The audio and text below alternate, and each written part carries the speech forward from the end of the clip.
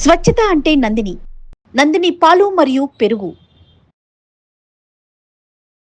నమస్కారం, మీరు చూస్తుంది సుమన్ టీవీ. నేను మీ కీర్తి. నాతో పాటు ప్రముఖ ఆస్ట్రాలజర్ బ్రహ్మశ్రీ నందివట్ల శ్రీహరి శర్మ గురువు గారు ఉన్నారు.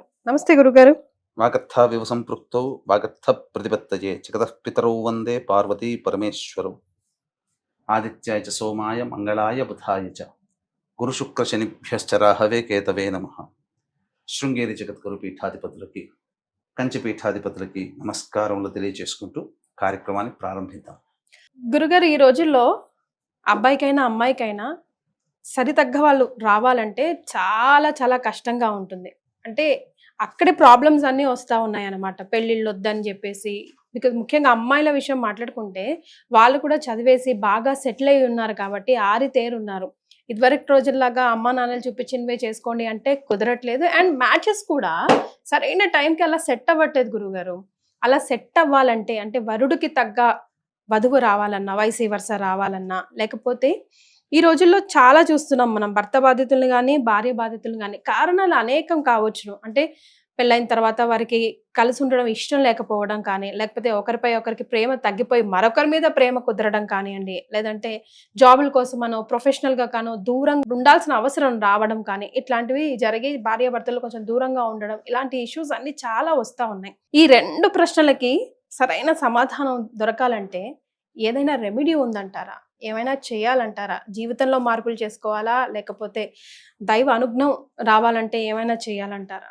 ఈ విషయంలో కనుక చూసుకుంటేనమ్మా, మనకు సనాతన ధర్మం అనేకమైనటువంటి వ్రతాదులు, నియమాలు అనేటువంటివి ఉన్నాయి. అందుకనే చాలామంది ఈ సంవత్సరం పొడుగుతా ఒక్కొక్క మాసములో వచ్చేటువంటి కొన్ని ప్రత్యేకమైనటువంటి పుణ్యతిథుల్లో నోములు కొన్ని, వ్రతాలు కొన్ని చేసుకోమని చెప్పడం, తద్వారా దానికి సంబంధించినటువంటి చారిత్రక కథనం కూడా ఉంది. ఇది పుక్కిటి పురాణం. అంటే మన వాళ్ళకి పురాణం అంటే అదేదో కల్పితమైనటువంటి గాథలు అన్నట్టుగా ఉన్నది. మరే కానీ చాలా మంది చదువుకుంటుంటారు, విదేశాల్లో జరిగినటువంటి కల్పితమో కాదో మనకు తెలియదు. ఎందుకంటే అది విదేశాల్లో మనం పోలేదు, చూడలేదు. కానీ మన భారతదేశంలో, మన కర్మభూమిలో జరిగినటువంటి గాథలన్నీ కల్పితాలు, కథలు అని అనుకోవడం, వేరే ఎక్కడో జరిగినన్ని నిజమని భ్రమించడం ఎక్కువైపోవడం వల్ల మన సంస్కృతిలో, మన సాంప్రదాయంలో, మన ఆచార వ్యవహారాల్లో ఉన్నటువంటి మంచిని మనం గ్రహించలేకపోతున్నాము.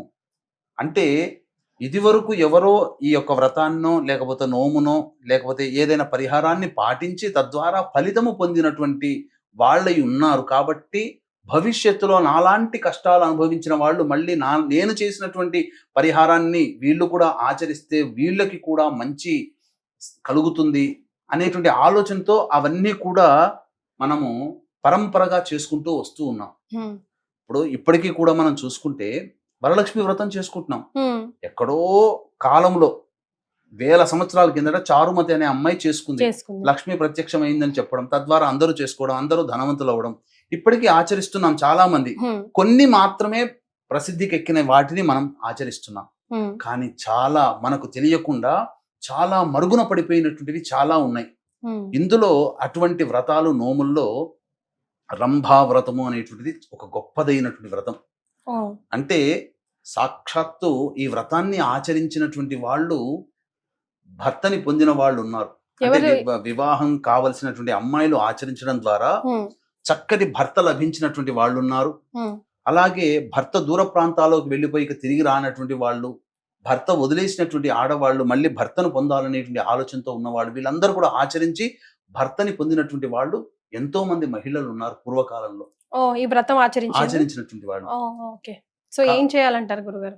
రంభా వ్రతం అని చెప్పానమ్మా. అంటే పూర్వకాలంలో మనకు చెప్పదగినటువంటిది ఏంటనంటే, హిమవంతుని పుత్రిక అయినటువంటి పార్వతి గత జన్మలో సతీదేవి మళ్ళీ పరమేశ్వరుని భర్తగా పొందడం కోసం పరమేశ్వరుని కోసం వేచి చూసింది.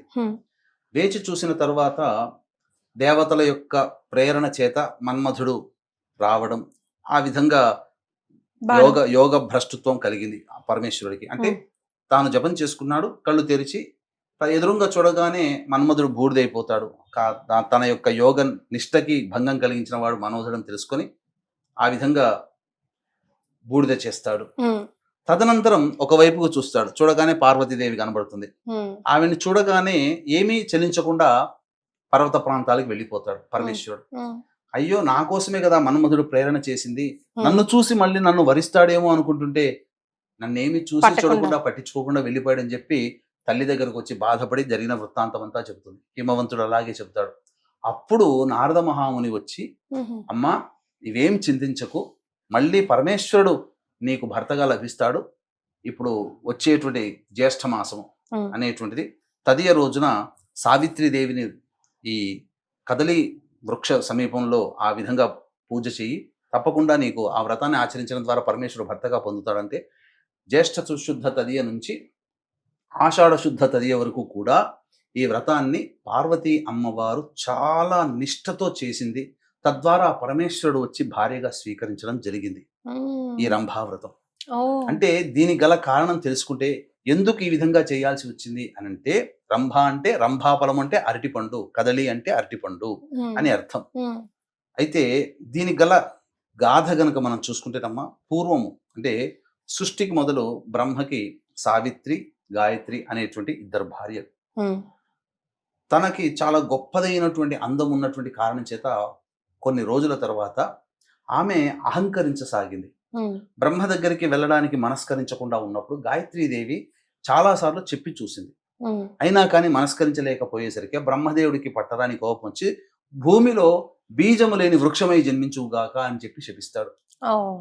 శపించిన తర్వాత అప్పుడు బాధపడుతుంది, నా యొక్క చింతిస్తున్నాను చేసిన తప్పుకి, నాకేదన్నా మళ్ళీ అనుగ్రహించు, నా శాప నివృత్తి చేయంటే నేనేం చేసేదేం లేదమ్మా, నువ్వు అనుభవించాల్సిందే అని చెప్పడంతో భూలోకంలో అరటి చెట్టుగా జన్మిస్తుంది.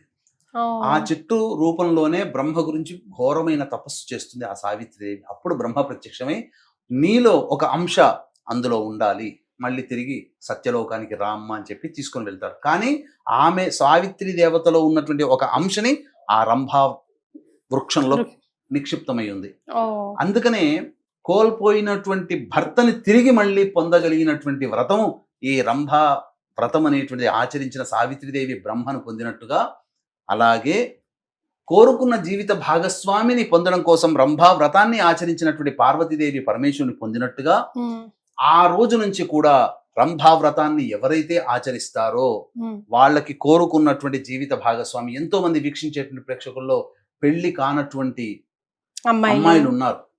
చాలా మందికి మంచి చదువు, సంస్కారం, అందము, తెలివితేటలు, సంపాదన, ఎన్నో రకాలైనటువంటివి సుగుణాలు చాలా ఉంటాయి. కానీ ఏం కారణమో తెలియదు, వివాహం అనేటువంటిది ఇబ్బంది పడుతూ ఉంటుంటారు.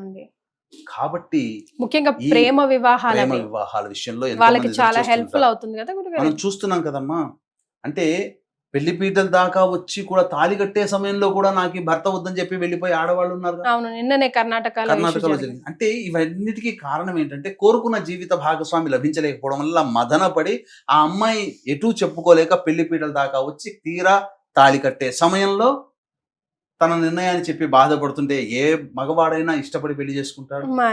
కాబట్టి ఇక్కడ ఆ రకమైనటువంటి వివాహం కాకుండా ఇబ్బంది పడుతున్న, అన్ని లక్షణాలు బాగున్నా వివాహం కాక ఇబ్బంది పడుతున్న ఆడవాళ్ళు చేసుకోగలిగే పరిహారము, అలాగే భర్త వదిలేశాడు అని చెప్పి సావిత్రీదేవి ఏ విధంగానైతే బ్రహ్మ గురించి గొప్ప తపస్సు చేసి ఆ వృక్షంలోని తపస్సు చేసి బ్రహ్మని తిరిగి మళ్ళీ భర్తగా పొందిందో, అలాగే చాలామంది ఇప్పుడున్నటువంటి సమాజంలో వివాహం అయిన తర్వాత ఒకరి మీద ఒకరికి గౌరవ మర్యాదలు, ప్రేమ, ఆప్యాయతలు తగ్గిపోయి ఎడమొహం పెడమొహంగా ఉంటారు. ఒకే ఇంట్లో ఉంటారు కానీ ఎవరికి వారే యమునా తీరి.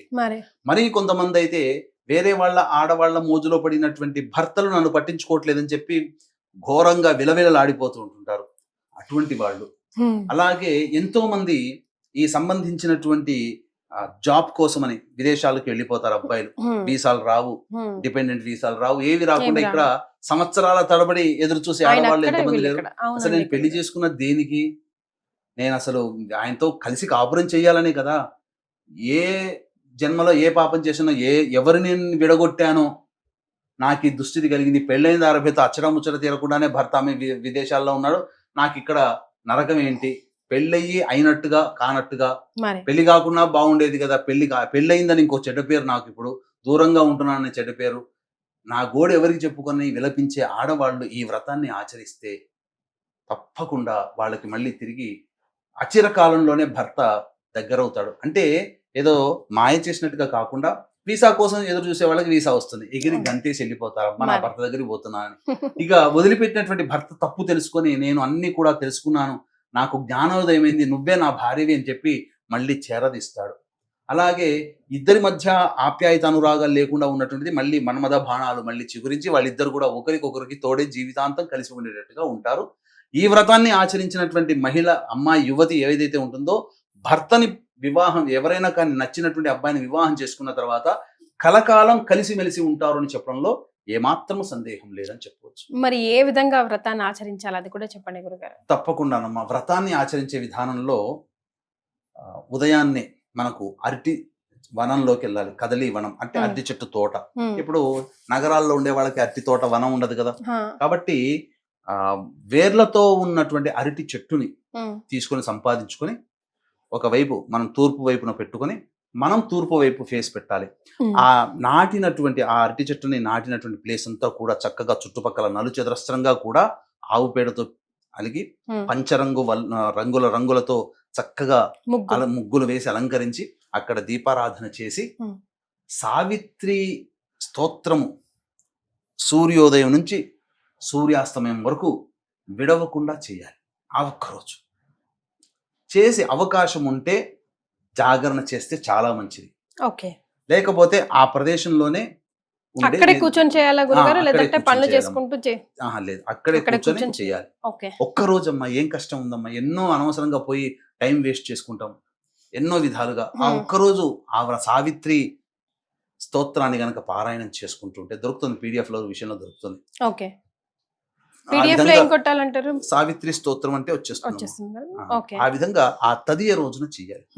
రేపు వచ్చే 29వ తారీఖు జ్యేష్ఠ శుద్ధ తదియ రోజునే పార్వతీ అమ్మవారు ఆచరించి శివుణ్ణి భర్తగా పొందింది. కాబట్టి ఆ 29వ తారీఖు ఈ సంవత్సరం అయింది.